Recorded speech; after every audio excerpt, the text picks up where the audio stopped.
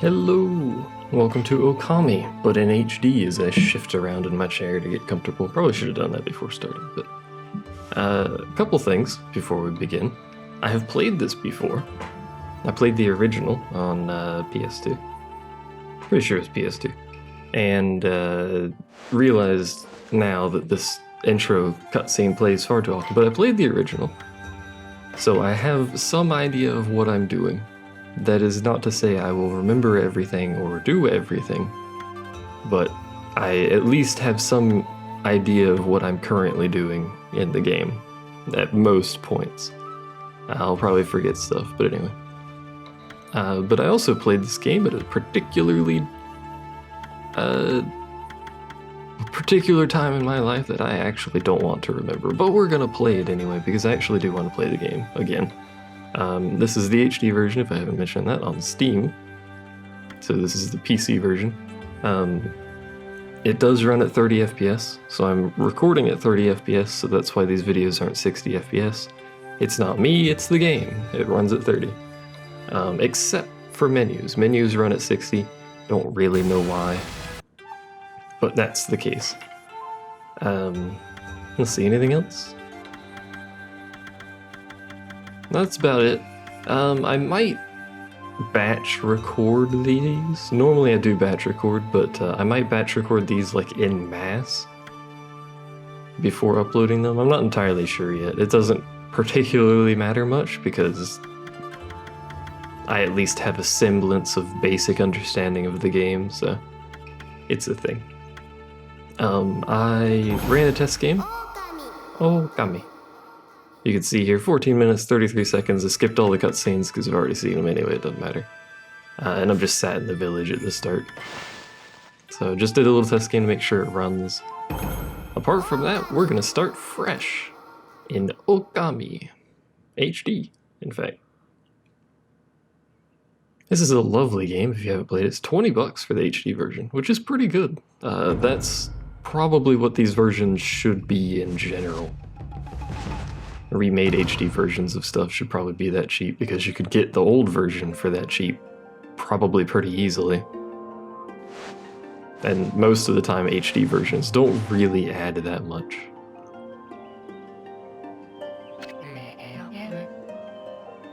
In fact, I actually don't know what resolution I'm playing the game in right now. I think it's 720. So the HD is mostly irrelevant. It just gave me an excuse to play this again. I actually streamed it. It was a private stream for someone.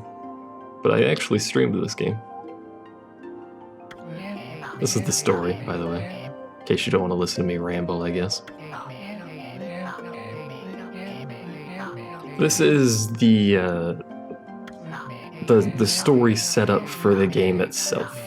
So this is what happens prior to the game starting, essentially. There's also a little trailer-esque intro cinematic if you sit on the title screen for long enough that explains some of the story as well, but it gets explained here anyway, so. A young maiden was offered as a sacrifice.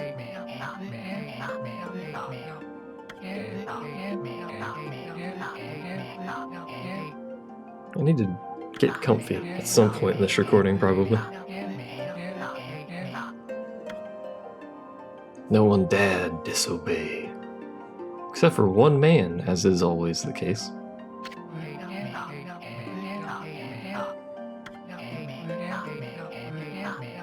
A mysterious white wolf.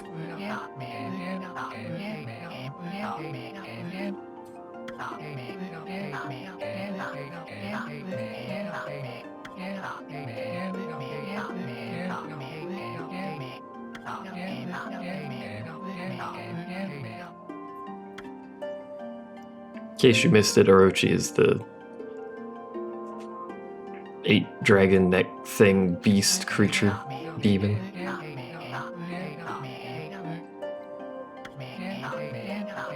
The warrior Nagi. This is an important character for the storyline.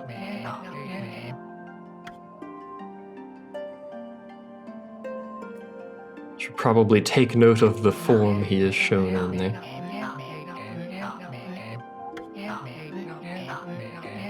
Uh-oh, a white plumed arrow.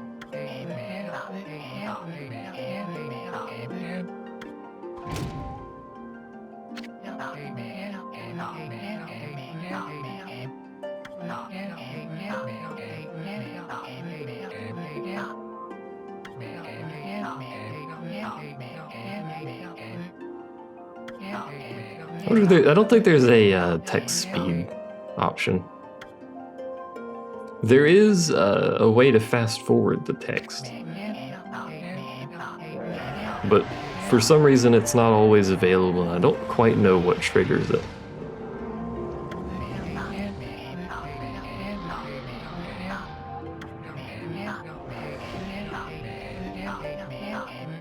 Eight thrashing necks. 8 fantastic angles.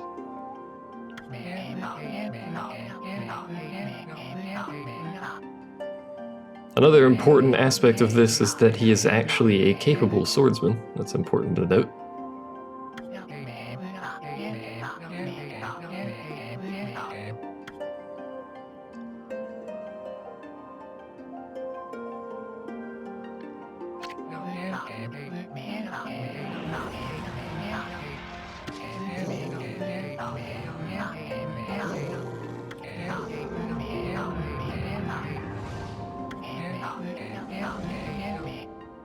The wolf has appeared. Appeared a while ago, but you details.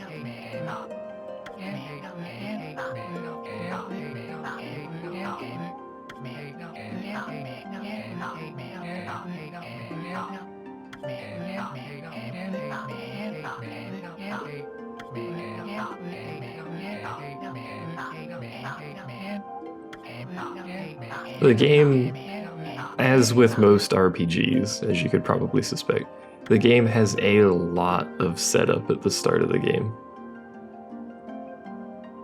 Also, I'm going to be recording this whenever I can, so there will be miscellaneous noises in the background, as is par for the case around here.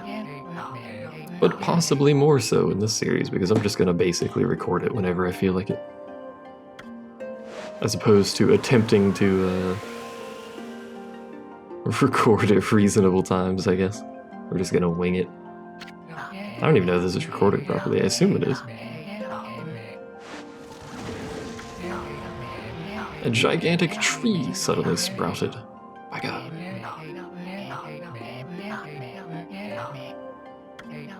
In case you haven't figured it out, Shiranui is capable of manipulating things via a brush.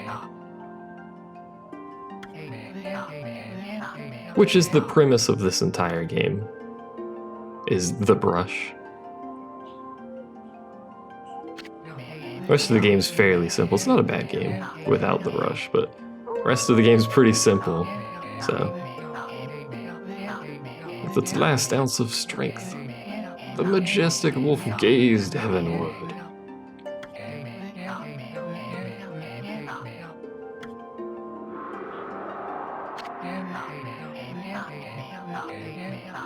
Also, generally speaking, this is how cinematics are done in this game. There is usually a cinematic after every major story boss has been defeated. Apart from that, there shouldn't be a whole lot of them. Well, obviously the cinematics at the start, there's going to be a whole lot of those, but I like that one with the fancy hat on the left there.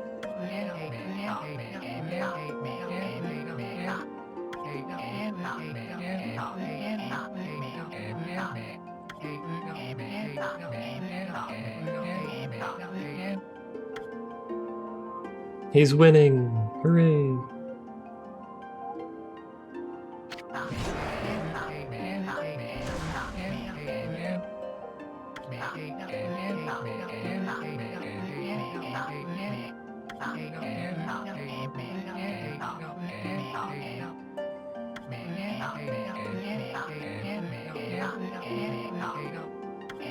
No, Shiranui. It's weird how that head is a completely different shade than the rest of the body.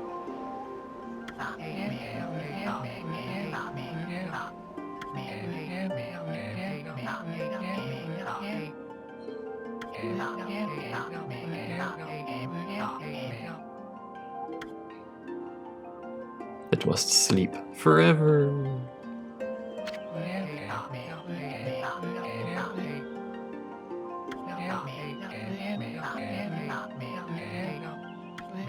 Hey, we get our own shrine. Note that they say placed the wolf within it. Important.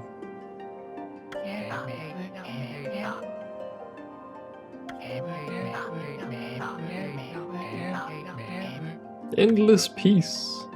So they thought, anyway. Indeed, this is but the beginning of the story.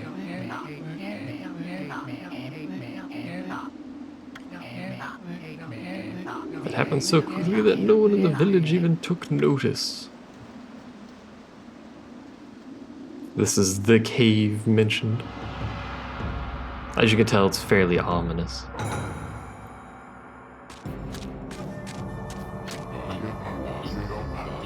Is this the legendary soul? Yes.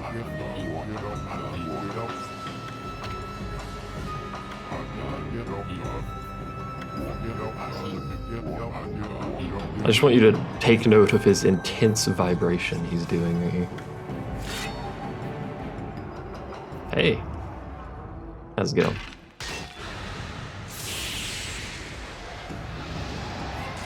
So as you can probably guess, the sword is the only thing that was actually sealing him in there. I think they'd have that slightly better protected, but you know.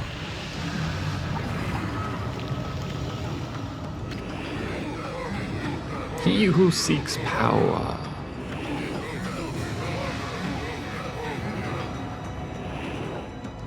Now remember, earlier it mentioned that no one dared... I forgot the word they used. No one dared listen to what he commanded.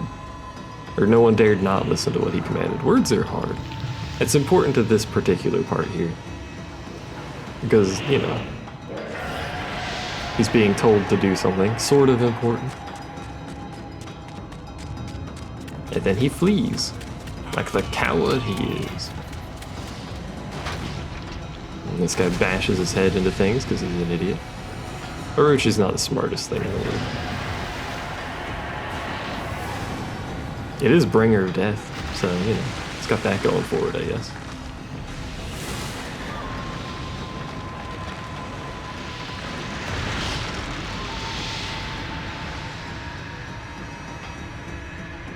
When I originally played this, I played it on an emulator. So a lot of things look different now than when they did on the emulator, because it didn't, because of how the game is, how it renders stuff, it didn't render properly everything on the emulator the way it's supposed to. Unless you did software mode. So when I originally played it, it didn't look like this most of the time. Kamiki Village.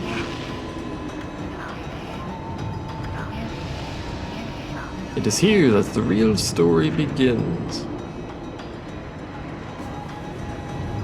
Remember that they put the wolf inside of the shrine, not a statue of the wolf.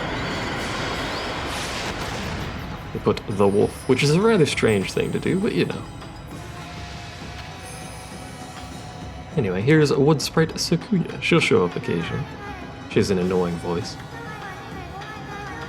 Also lots of cleavage, but you know, as you do.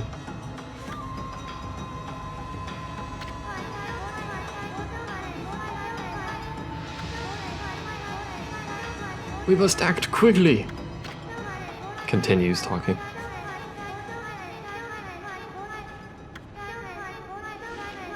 Sakuya is, I believe, the spirit of the tree that protects this place.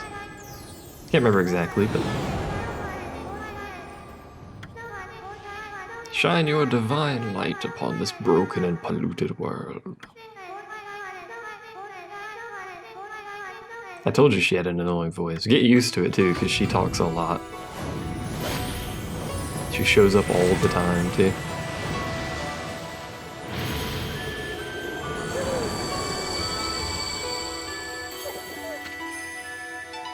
Anyway, welcome to us, Amaterasu. Such beauty and grace.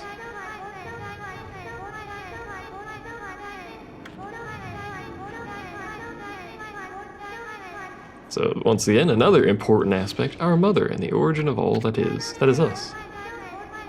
We are the god of gods. Note she also has butt greed. I don't know who designed this character or why they did this, but, you know. Wonder if it floats your boat, I suppose.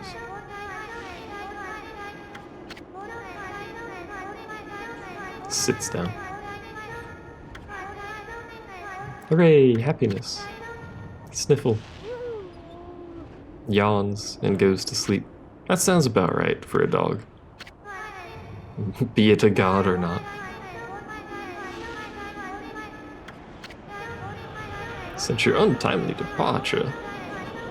It's not looking too good, is it? This is probably going to do wonders to the video quality on YouTube. All this stuff swirling around. Let's just see what I can do. I probably just had the berry, really. I don't know, we'll look at it. But anyway. Please use your powers to banish the darkness.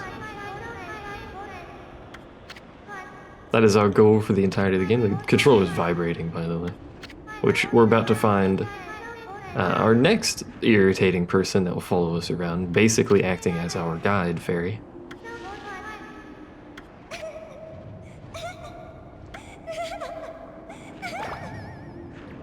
Yeah, welcome to this game. Anyway. Say hello to this horrific creature. As it vibrates. Everything in this game vibrates. You'll notice that a lot. For a little thing, you sure make a big fuss.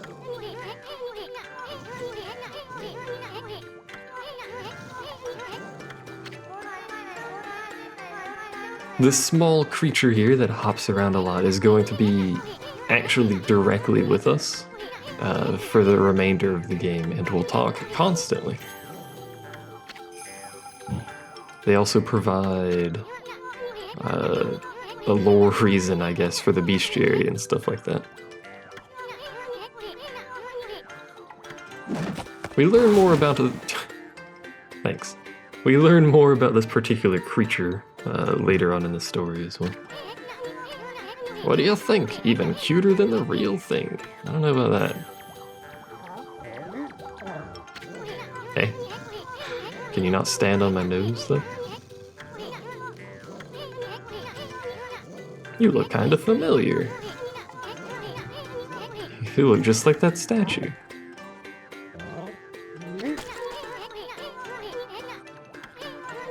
You can tell he's mad because he's red, by the way.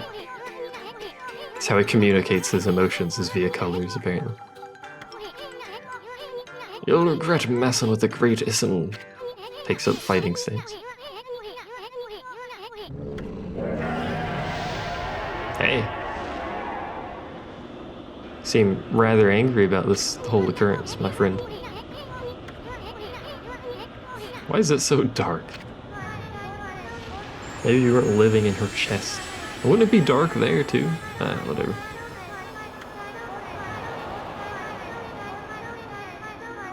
Their spirits lie encased in my fruit.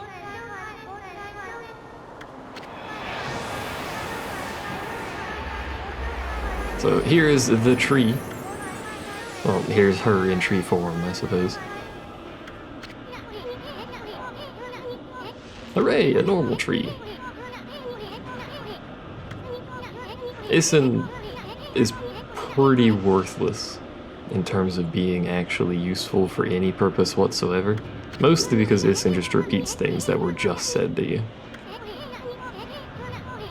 It's kind of hand-holdy and it bothers me a lot, but whatever. Some kind of special power. Wow. Unfortunately, right now, we don't have that special power. In fact, if I try to use the special power, nothing happens. I'm pushing the button, you guys can't tell, but... Anyway, there's nothing to do here. I don't think we can go back this way. No, there's a wall. Something blocking the road. Gasp. The only way we can go is inside of the tree. Also, there's mini games on the load screen. I don't know why. You can turn them off. It doesn't really serve any purpose to turn them off, but they're there, hanging out. This was, I think, before. No, wait. This is Capcom, isn't it? Yeah. So I think Capcom copyrighted mating games during the load screens. For some reason, whatever. You can use the right stick to look around. L1 changes your point of view. So, zooms out. Most of the time we will be playing this zoomed out view simply because it's a little bit easier to navigate around in this view. This is a save point, by the way. It's an origin mirror. Once your reflection appears on its surface, store it in the mirror for eternity. You should save a number of game files. Indeed. Generally good advice. Anyway, this view, nice for the cinematic view, I guess, but for actually navigating it's a little bit difficult, so a lot of the time we'll be doing this. Anyway, let's go ahead and save.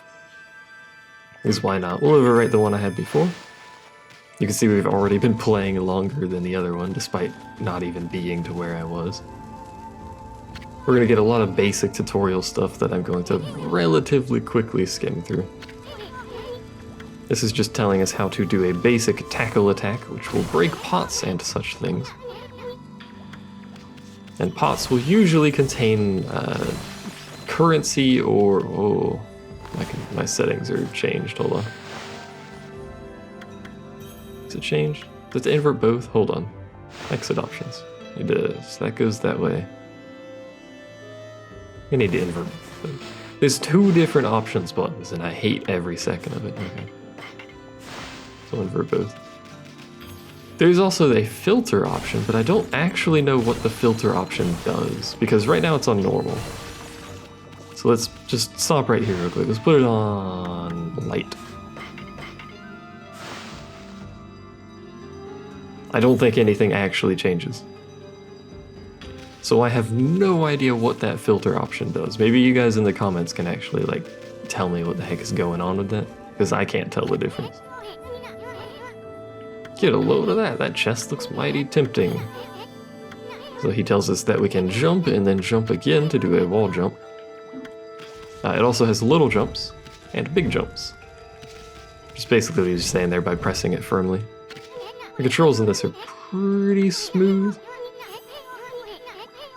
Good luck is found in high places. Indeed. It's gonna take me a bit, even though I just set the camera controls, it's gonna take me a bit to actually get used to the camera controls, because for some reason, anytime I play any game, the camera controls are always different. It confuses me. So we get a Holy Bone S, which gives us solar energy, which is our health, if I recall correctly. Hey, it's a bridge. So thankfully Issen will fix this for us, because we can't currently fix it. Amy. Listen, Amy.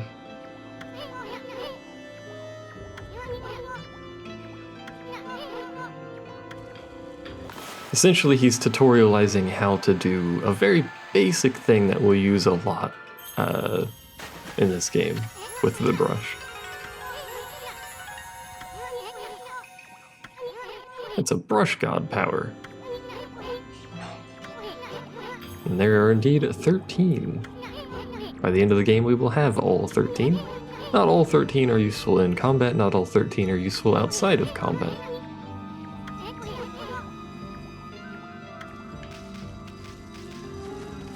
So we still can't use a brush until we go up this little path on the right. If we go this way, you might notice there's not a whole lot of water here. In fact, there's water and then abyss, and if we go over here, we can't do anything. It's because we have to rejuvenate the water here, but we can't do that because we haven't unlocked it quite yet. They mean the fabled Stardust River. Could be that little puddle over there. It is indeed that little puddle. We'll have to restore it momentarily. He does that thing Navi does. Is it Navi? Remember, the thing from Zelda, Ocarina of Time, probably others too, where it dances around things of interest that you can interact with. If we interact with that, it just tells us of the river again. Don't really care about it. But what we need to do is go up here to this beautiful night sky. Look at the stars twinkle. I haven't seen such a beautiful nighttime sky in ages. It looks pretty bad to me, but you know.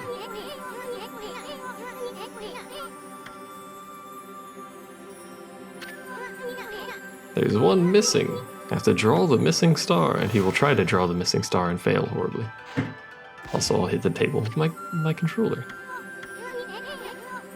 I'm just not ready to draw missing stars, so... Now it is our turn to draw the missing star. It will show you... Yeah. It'll show you where the missing star needs to be based on the lines. So you have to remember where the lines are, because once you do this, if you do it at the wrong time, it can be a... Hey, stop interrupting me. It can be a little hard to see the lines if you time this incorrectly, so... Mostly because that weird overlay thing messes with it sometimes. Anyway, this is how we get to the power of the gods, is by these little stars. This is the first, easiest, obviously. Basically given to us for free in the tutorial. Having never forgotten you, I, Yomagami, god of restoration, have eagerly awaited this day. So obviously the god of restoration will teach us how to restore things.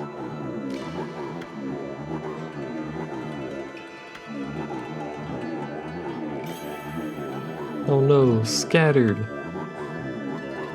How dare.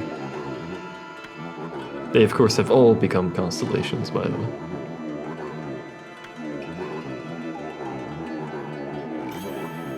I believe we will also gain access to a simple slash technique pretty soon.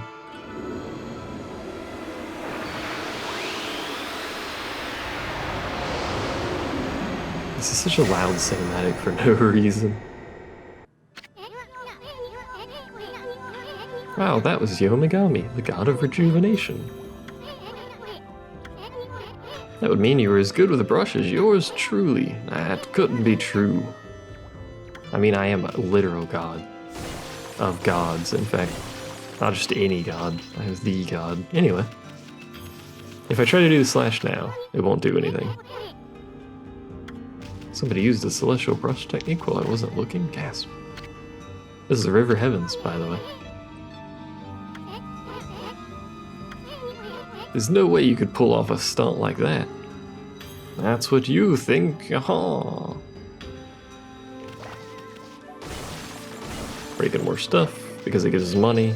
Yen in the early game is pretty hard to come across, but later on we'll have tons of it. So anyway, basically what you do for Rejuvenate is you just take your brush and you do this. It's not in any way, shape, or form picky about what you're doing as long as it's mostly filled in.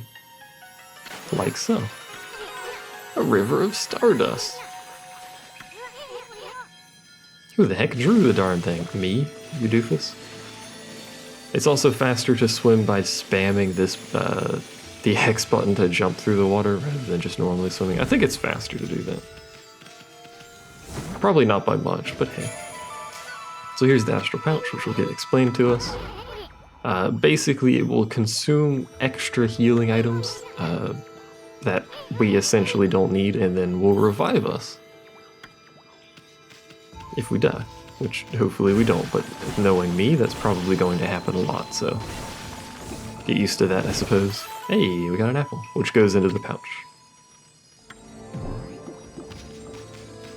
We will want the pouch to be filled pretty much all the time anyway, simply because if I die, it would obviously be good to revive from that instead of having to reload. That's all the stuff. Yeah.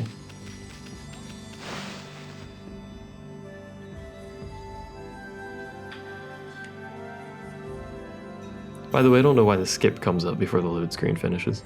I think I'm actually loading before the load screen thinks I'm done, so I don't really know what's going on with the game. But anyway. This little trail that appears behind me, if you run for a while, you just get a speed boost. To make traveling long distances better without messing up short distances and stuff like that. kind of neat to have. Should look around here. There's really nothing here. I think we'll come back here way later in the game. By the way, the trees are very interestingly done with sprites. That grass is a sprite, but instead of just rotating around a spot on that, it rotates around the tree. It's actually very well done. I like it. A lot of games use sprites, but pretty much every game will have the sprite rotate around its center. Which is fine for most cases, but that wouldn't work here because the grass is supposed to be next to this tree, so they have it rotate around that. It's kind of neat looking. Anyway, I just thought I'd point that out because it's cool. I'm a nerd. How's it going? Sprites are neat. I think even, even super modern games still end up using sprites for stuff. Beyond UI. UI is basically always sprites. Something popped up on my screen. Here. The legendary hero Nagi.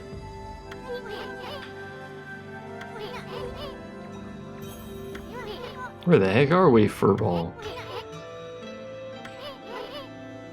So he mentions the sword's in pretty bad shape, but thankfully, conveniently, we have the ability to restore things, and swords are basically just really long lines. You can just do that and it fixes it real quick. How'd you get so good? I'm a god, hey.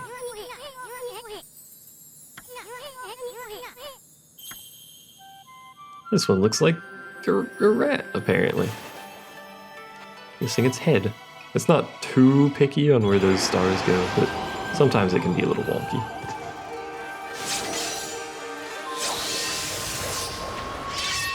Anyway, you can guess what power we gain from the rat whose sword is larger than his body.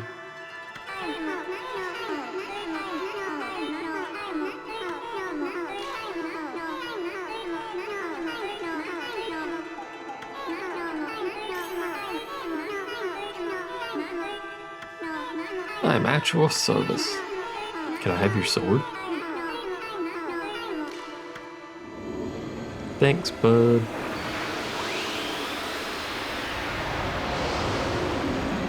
Excuse me.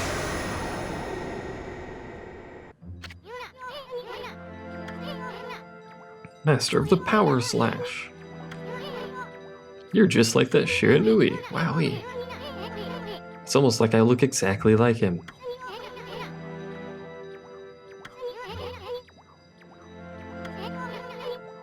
I've never seen this Power Slash technique myself. How about you show it on the boulder? This is a very simple technique to do this. You draw a line, doesn't really matter where the line goes, as long as it's a line that's mostly horizontal. I think either mostly horizontal or mostly vertical. I think both work. I really overestimated myself. If you're Shiranui Reborn, then that means you can master all 13, indeed. Unfortunately, this means Issen is going to tag along, whether we want to or not. I would prefer not.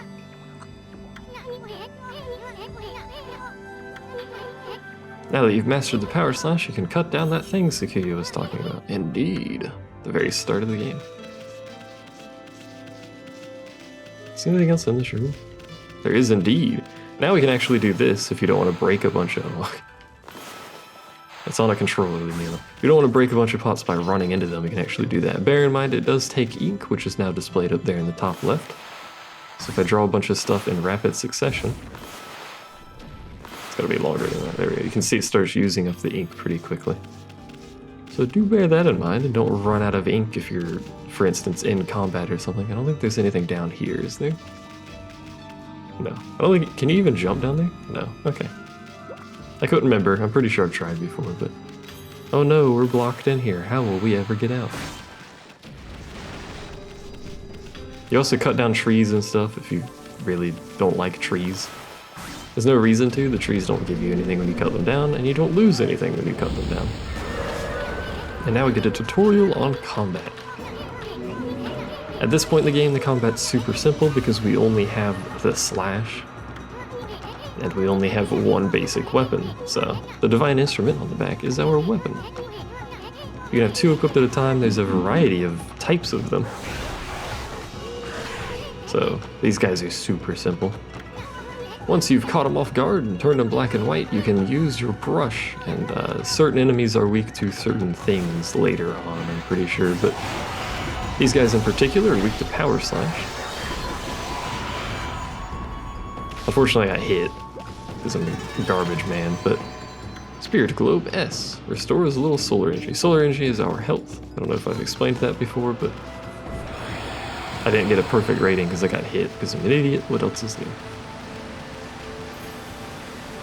I believe getting perfect ratings increases the reward at the end of fights as well, so it's very, very, very important that we actually try to get perfect ratings. Because it reduces the amount of external grinding that I end up having to do later.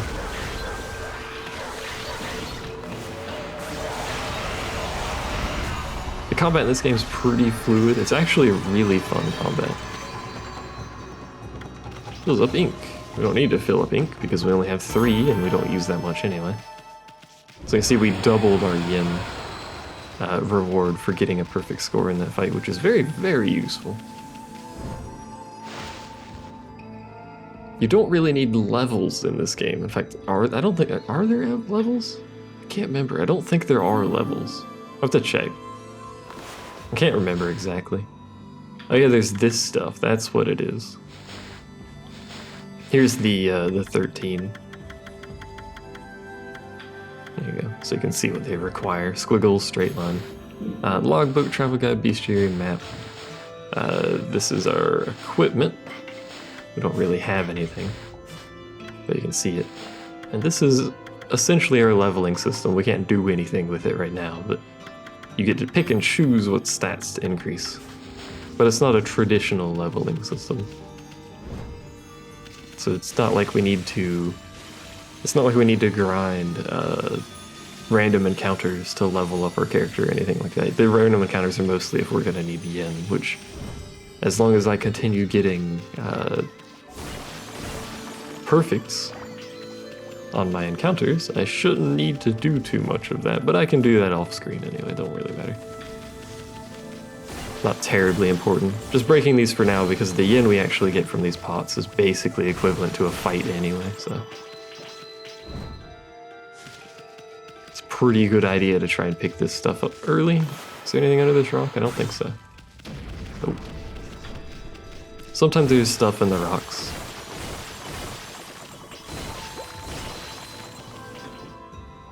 Moderately interrupted there. For reasons that could have been delayed, but anyway. We're gonna end right here anyway, but I wanted to bring it back just real quick so that you guys saw me get right here, but we're gonna save. You can jump in the screen, by the way. Where am I? There I am. We're gonna save and we will continue this next time from right here, the River of Heavens. We're actually gonna go back out to the town and cut down that fruit, but that's for next time. So thanks for watching. See you then.